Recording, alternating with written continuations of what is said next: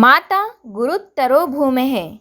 महाभारत में जब यक्ष धर्मराज युधिष्ठिर से सवाल करते हैं कि भूमि से भारी कौन, तब युधिष्ठिर जवाब देते हैं माता गुरुत्तरा भूमेः। युधिष्ठिर द्वारा माँ की इस विशिष्टता को प्रतिपादित करना यूं ही नहीं है। आप अगर वेद पढ़ेंगे तो वेद माँ की महिमा बताते हुए कहती है कि माँ के आचार विचार अपने शिशु को सबसे अधिक प्रभावित करते हैं। इसीलिए संतान जो कुछ भी होती है उस पर सबसे अधिक प्रभाव उसकी माँ का होता है।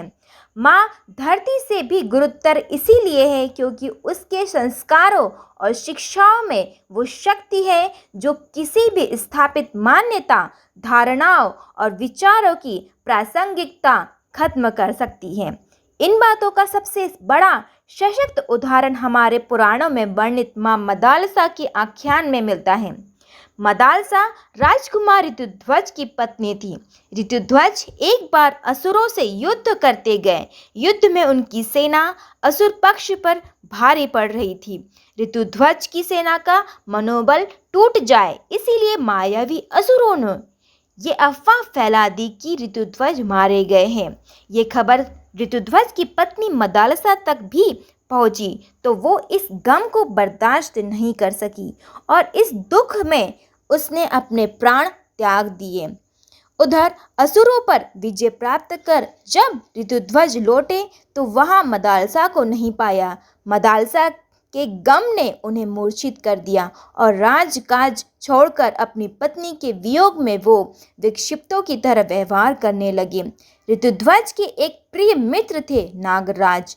उन्होंने अपने मित्र की ये अवस्था देखी न गई और वो हिमालय पर तपस्या करने चले गए ताकि महादेव शिव को प्रसन्न कर सके।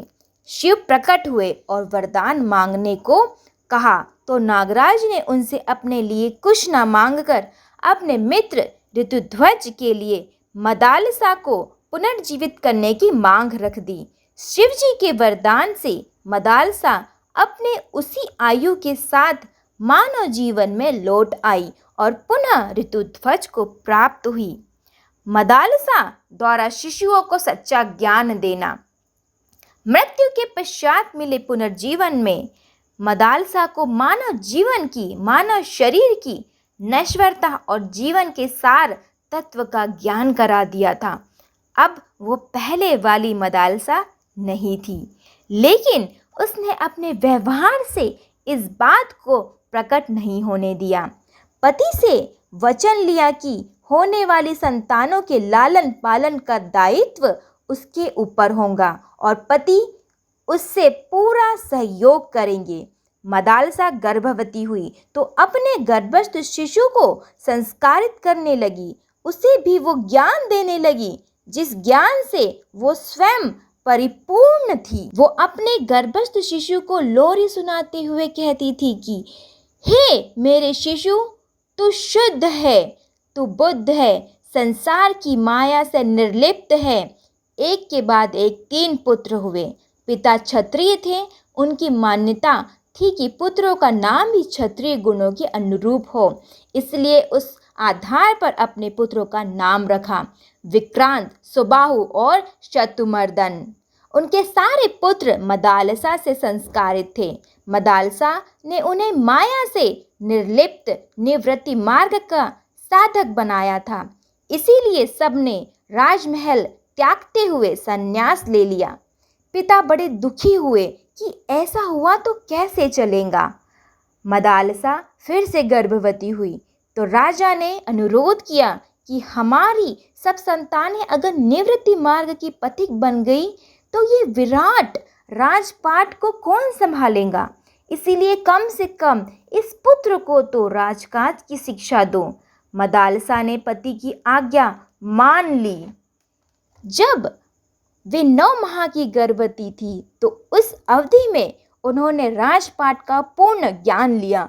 अपनी दिनचर्या इस तरह से व्यवस्थित करी कि उस गर्भस्थ शिशु को एक राजा के दिव्य गुणों का समावेश हो सके।